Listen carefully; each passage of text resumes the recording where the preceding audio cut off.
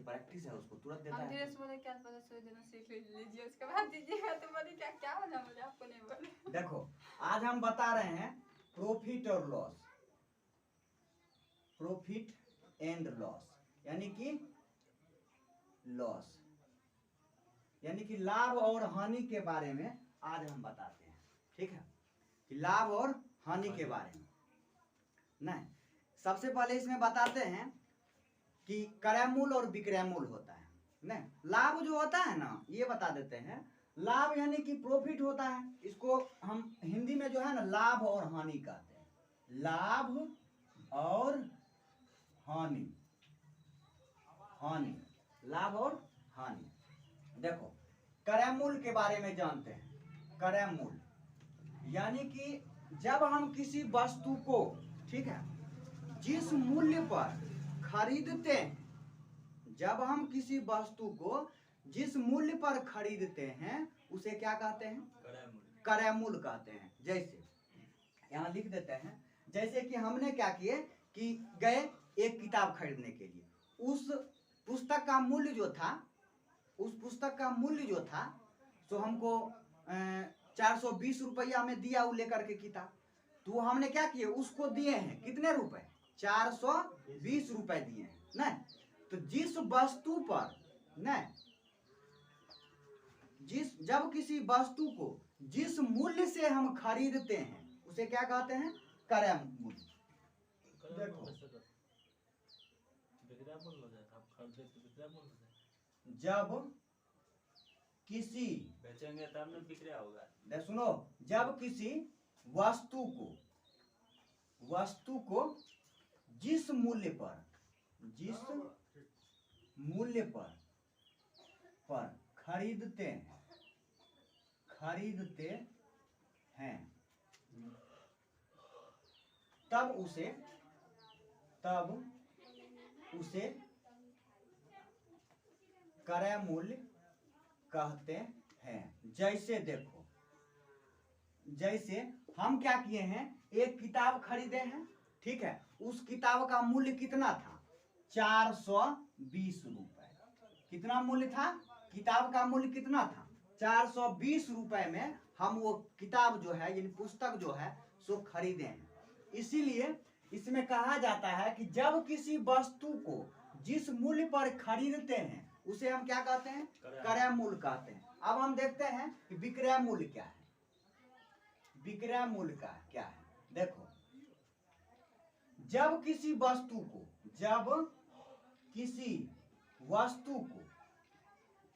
जिस मूल्य पर बेचते हैं तब उसे विक्रय मूल्य कहते हैं। विक्रय मूल्य कहते हैं। जैसे हम उस वस्तु को खरीदे थे कितना रुपए में? किताब को 420 रुपए में, और हम इसे बेचते हैं कितना में? 510 रुपए में हम इसको बेच दिया। कितना में? 510 रुपए में हम इसको बेच दिया। नहीं, इसको हम क्या कहते हैं? विक्रय मूल्य कहते हैं। नहीं, इसको क्या हुआ? तो क्या कुछ नहीं करी। हाँ, तब हम उसको क्या कहते हैं? विक्रय मूल्य कहते हैं। कि जब किसी वस्तु को जिस मूल्य पर हम किसी मायने बेचते हैं, ठीक है, उसे क्या कहते हैं? विक्रय मूल्य कहते हैं। अब एक दूसरा जो आता है, नहीं, तू तो गजबे आदमी है जी। हम इधर बताते हैं तो तू बार बार उधरे देखता है, ऐसे का है? आदमी देखा पड़े, फिर देखा कि नहीं देखा कोई ठीक है।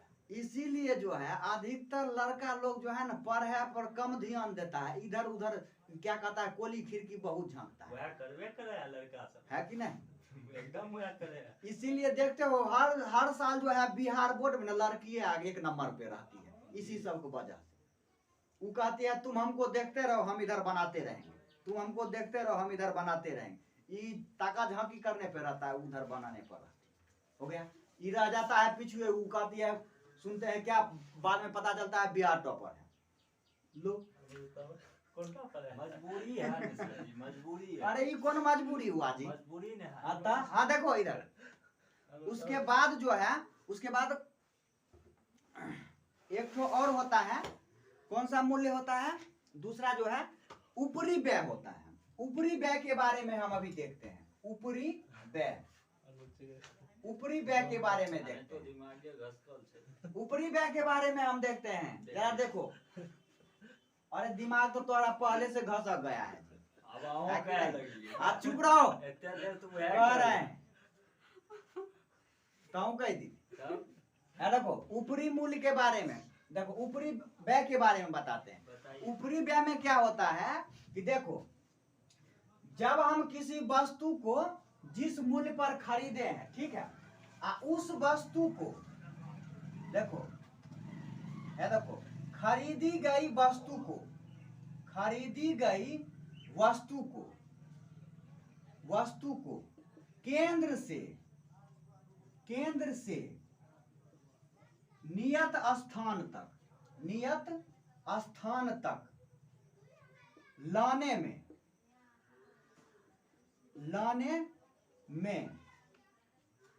नियत क्या होगा? किए गए व्यय को ऊपरी व्यय हम कहते हैं। ऊपरी व्यय कहते हैं। ऊपरी व्यय कहते हैं। हाँ क्या बोली?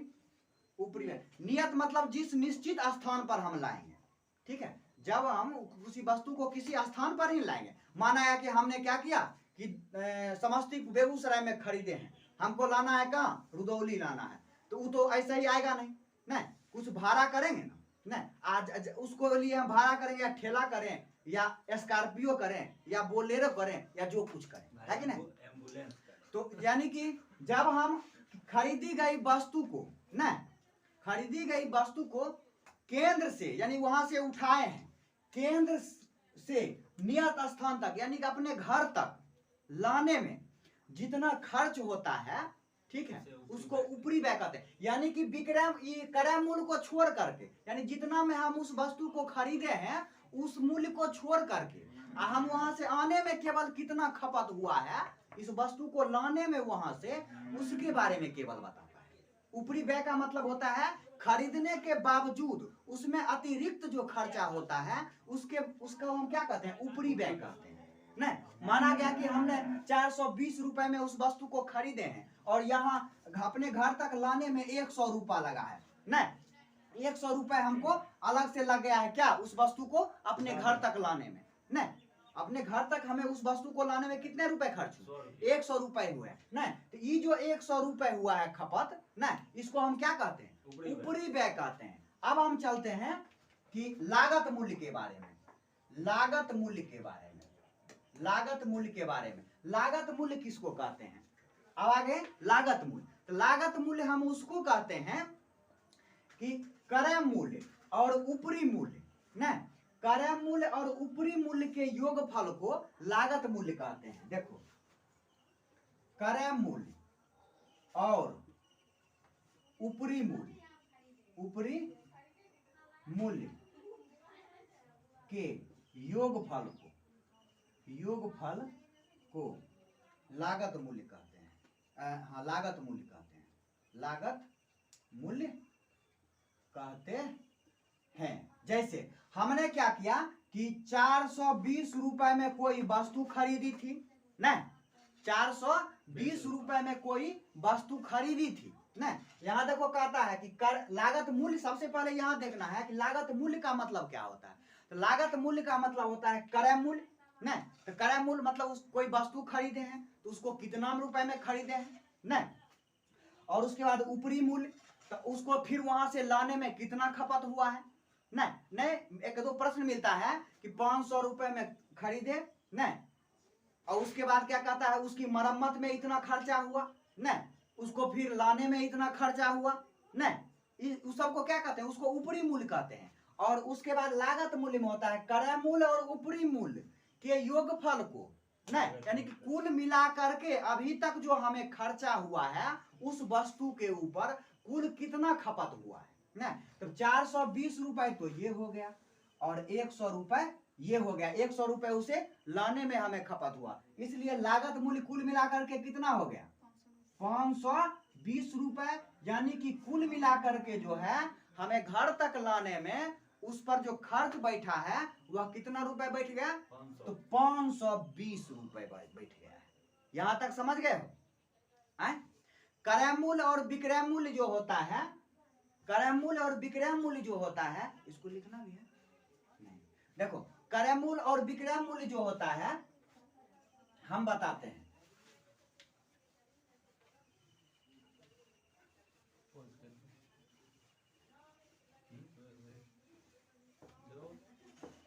क्रय मूल्य जो होता है सो देखो यहां बताते हैं, लाभ और हानि जो है, लाभ या हानि, लाभ या हानि जो है यह क्रय मूल्य पर निर्भर करता है, इतना याद रखना है। लाभ या हानि जो है यह किस पर निर्भर करता है, क्रय मूल्य पर। लेकिन बट्टा जो है, बट्टा जो है यह जो है हमेशा अंकित मूल्य पर निर्भर करता है, अंकित मूल्य पर, अंकित मूल्य पर निर्भर करता है। इतना समझ में आ गया? अब हम सूत्र बता देते हैं। देखो सूत्र बताते हैं कि यदि हमें, पहले हम लिखते हैं लाभ बराबर, लाभ बराबर विक्रय मूल्य माइनस क्रय मूल्य, ये होता है इसका सूत्र। और हानि बराबर होता है क्रय मूल्य माइनस विक्रय मूल्य। हानि बराबर होता है क्रय मूल्य माइनस, इधर देखो, क्रय मूल्य माइनस विक्रय मूल्य होता है ना। उसके बाद हम देखते हैं कि लाभ प्रतिशत बराबर, लाभ देखो सूत्र होता है लाभ बराबर होता है विक्रय मूल्य माइनस क्रय मूल्य, और हानि बराबर होता है क्रय मूल्य माइनस विक्रय मूल्य। प्रतिशत लाभ बराबर होता है 100 गुने लाभ बटे क्रय मूल्य। हानि बराबर हानि प्रतिशत बराबर होता है 100 गुने हानि बटे क्रय मूल्य। अब हम लिखते हैं कि विक्रय मूल्य बराबर क्या होता है। विक्रय मूल्य बराबर होगा कि क्रय मूल्य इंटू 100 प्लस लाभ बटे लाभ प्रतिशत होगा, लाभ प्रतिशत बटे 100। दूसरा लाभ होने पर होगा विक्रय मूल्य बराबर होगा क्रय मूल्य इंटू 100 माइनस हानि प्रतिशत बटे 100। ये हो गया सूत्र, ये रहा फार्मूला। इतने फार्मूला पर जो गुना होगा, लाभ होने पर गुना होगा, क्या लाभ होने पर गुना होगा कि जुटेगा?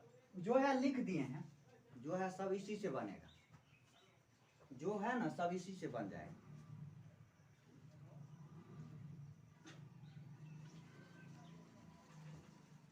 अब देखो हम क्या करते हैं, इस सब पर जो है ना एक एक क्या कहते हैं प्रश्न को हल करके देखते हैं। इस सब सूत्र पर एक एक प्रश्न का हम उदाहरण लेकर के बताते हैं ना। देखो प्रश्न है, माना कि हम कोई वस्तु को 510 रुपए में खरीदा, क्रय मूल्य है, ठीक है, क्रय मूल्य हो गया, ठीक है, 510 रुपए में हम खरीदे हैं। तो यहाँ पे क्या लिखे हैं? दोनों विक्रय मूल्य, विक्रय मूल्य है, यहाँ लाभ प्रतिशत है, यहाँ हानि प्रतिशत के लिए है।